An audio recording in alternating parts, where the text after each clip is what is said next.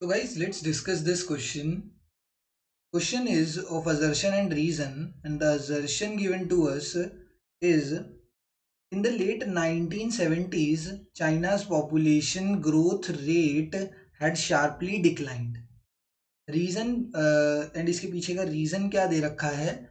China has witnessed an increase in the proportion of elderly people owing to stringent family planning programs. तो इसमें ना अजर्शन जो है, अजर्शन में ना एक हल्का सा डाउट उठ के आता है। बिकॉज अगर मैं आपके सामने वन चाइल्ड पॉलिसी की बात करूं, वन चाइल्ड अगर पॉलिसी की बात करी जाए तो one child policy was introduced in China in late 1970s। Late 1970s के अंदर ये लाई गई थी वन चाइल्ड पॉलिसी। एंड कोई भी पॉलिसी जब इंट्रोड्यूस करी जाती है तो उसका जो इफेक्ट है, effect of that policy, effect of that policy comes after a period of time. कुछ टाइम पीरियड के बाद हमें उस पॉलिसी का जो इफेक्ट होता है वो दिखाई देता है। ठीक है। एंड यहाँ पर दे रखा है कि जैसे ही 1970s के अंदर वो पॉलिसी लाई गई, पॉपुलेशन बहुत ही ज़्यादा शार्पली डिक्लाइन हो गई। तो इस वजह से यहाँ पर ये अजर्शन जो है, किसी किसी बुक्स में क्या दे रखा है, किसी बुक्स में क्या दे रखा है कि ये स्टेटमेंट अजर्शन जो है वो सही है, this अजर्शन is true because 1970s के अंदर वन चाइल्ड पॉलिसी लाई गई एंड 1970s के अंदर ही हमें बहुत ही ज़्यादा डिक्लाइन देखने को मिल गया पॉपुलेशन में। But this statement is false. Reason being, ये स्टेटमेंट इसलिए गलत है बिकॉज कोई भी अगर पॉलिसी आती है, 1970s में अगर पॉलिसी आई तो उसको इम्प्लीमेंट होने में, इम्प्लीमेंट तो चलो 1970s लेट 1970s में हो गई, बट उसका जो इफेक्ट है वो पॉपुलेशन में आने में बहुत ही ज़्यादा टाइम, मतलब बहुत ज़्यादा तो नहीं बट कुछ टाइम पीरियड लगता है। तो किसी किसी बुक्स में ये स्टेटमेंट सही भी दे रखी है, दिस स्टेटमेंट इज ट्रू भी दे रखा है because one child policy 1970s में लाई गई थी। बट हम क्या मान के चलेंगे कि दिस अजर्शन इज फॉल्स, क्योंकि ये पॉलिसी अगर यहाँ पर बोलता ना in the late 1970s one child policy was introduced in China तो कोई डाउट नहीं होता, हम आराम से ट्रू लिख देते।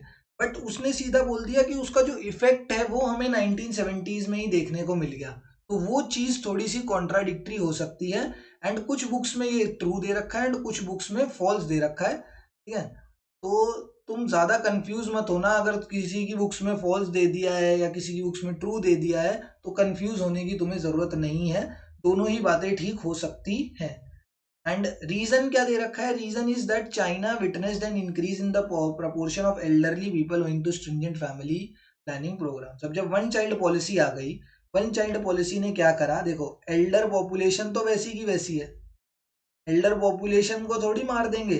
वन चाइल्ड पॉलिसी के अंदर जो एल्डर पॉपुलेशन थी, अडल्ट पॉपुलेशन थी, बेसिकली जो अडल्ट पॉपुलेशन थी वो तो वैसी की वैसी है, वो तो कांस्टेंट है। क्योंकि वो तो यार मतलब थोड़ा बहुत कम ज्यादा होता रहता है, जैसे नेचुरल डेथ हो गई किसी की या एक्सीडेंटल डेथ हो गई, ये सब चीजें तो आती रहती है। But adult population somewhat constant थी, ज्यादा फर्क नहीं पड़ा उस पर। और जो यंग पॉपुलेशन थी, यंग पॉपुलेशन बहुत ज्यादा डिक्रीज हो गई इसकी वजह से। क्योंकि अब जो पहले दो दो तीन तीन बच्चे पैदा हो रहे थे, अब वो एक फैमिली में सिर्फ एक ही बच्चा पैदा हो रहा है, तो जो यंग पॉपुलेशन थी वो बहुत ज़्यादा डिक्रीज हो गई एंड अडल्ट पॉपुलेशन को इतना ज़्यादा फर्क नहीं पड़ा। तो there was an increase in the proportion of elderly people. हाँ मतलब अगर अब हम कंपैरिजन करें किसका, यंग और एल्डरली पॉपुलेशन का, तो पहले के कंपैरिजन में क्या रेशियो रहता था, जैसे एक आइडिया के तौर पे पहले के कंपैरिजन में 1:1 का रेशियो रहता था दोनों का। कि 50 अगर 100 लोग हैं अगर सोसाइटी के अंदर या 100 लोग हैं चाइना के अंदर, तो 50 अडल्ट है एंड 50 यंग पॉपुलेशन है।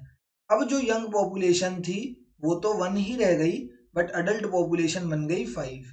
अगर कंपैरिजन इन दोनों के बीच में रहा तो यंग पॉपुलेशन में कोई फर्क नहीं आया, यंग पॉपुलेशन भले ही डिक्रीज हो गई। मैं यहाँ लिख देते हैं ये 1:1 की जगह ना 2:2, ये दोनों की पॉपुलेशन कितनी थी, 2:2 थी। बट ये वाली पॉलिसी आने के बाद जो यंग पॉपुलेशन थी वो तो क्या हो गई, रिड्यूस हो गई, एंड जो अडल्ट पॉपुलेशन थी वो हो गई इंक्रीज। अगर हम दोनों को कंपेयर करें तो उस केस में अडल्ट पॉपुलेशन के केस में इंक्रीमेंट देखने को मिला, एंड यंग पॉपुलेशन के केस में हमें क्या देखने को मिला कि देयर वाज अ डिक्रीज और decline in the young population of the country. तो ये स्टेटमेंट तो बिल्कुल सही है, इस स्टेटमेंट में कोई गलती नहीं है, बस यहाँ पर थोड़ी सी कॉन्ट्राडिक्टरी बात आ जाती है, तो किसी को भी कंफ्यूज होने की जरूरत नहीं है। किसी बुक्स में ट्रू या किसी बुक्स में फॉल्स दिया जा सकता है। तो इसका वैसे तो करेक्ट आंसर मैं बताऊं तो both one assertion and reason are true and reason is the correct explanation भी हो सकता है, बट हम, क्योंकि मैं क्या मान अज्यूम कर रहा हूं, मैं इस स्टेटमेंट को फॉल्स मान रहा हूं, क्योंकि देखिए मेरी बेसिक सी थिंकिंग है, क्या थिंकिंग है, एंड वो चीज ठीक भी है। क्योंकि कोई भी पॉलिसी अगर इंट्रोड्यूस करी जा रही है, जैसे अगर हमारी सरकार ने कोई प्लानिंग लाए, कोई हमारी सरकार ने कोई पॉलिसी, जीएसटी भी इंट्रोड्यूस करा, जैसे जीएसटी इंट्रोड्यूस करा तो जीएसटी हमारा आया, ठीक है, कौन से ईयर में, 2016 या 17 में जीएसटी आया था, बट जो उसका इम्पैक्ट है हमारी टैक्सेशन पॉलिसीज पर, उस पर, वो हमें 1-2 साल बाद या 6-7 महीने बाद देखने को मिला। ये नहीं है कि सीधा आई पॉलिसी एंड हमें सीधा ही उसका इम्पैक्ट देखने को मिल गया, थोड़ा सा टाइम लगता है इकोनॉमी को उसमें अडॉप्ट होने में, उसके साथ अडेप्ट करने में।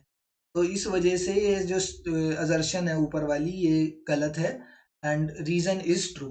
बट किसी बुक्स में ऑप्शन नंबर 1 भी दिया जा सकता है, या कोई बच्चा अगर कहीं से देखेगा एंड उसको ये क्वेश्चन देखने को मिलेगा तो कहीं पे ऑप्शन नंबर 1 भी आंसर में हो सकता है, तो वो भी ठीक हो सकता है। ये इस टाइप के कॉन्ट्राडिक्टरी क्वेश्चंस ना पेपर में दिए नहीं जाते, तो तुम इतनी टेंशन मत लेना। तो दोनों ही आंसर तुम्हारे सही हो सकते हैं। अगर पेपर में आ भी गया इस टाइप का कॉन्ट्राडिक्टरी क्वेश्चन, मान के चलो कि आ गया पेपर में, तो आपके ये, अगर आपने 1 और 4 में से टिक करा होगा ना, तो आपको पॉजिटिव मार्क्स ही मिलेंगे, नेगेटिव मार्क्स नहीं होंगे।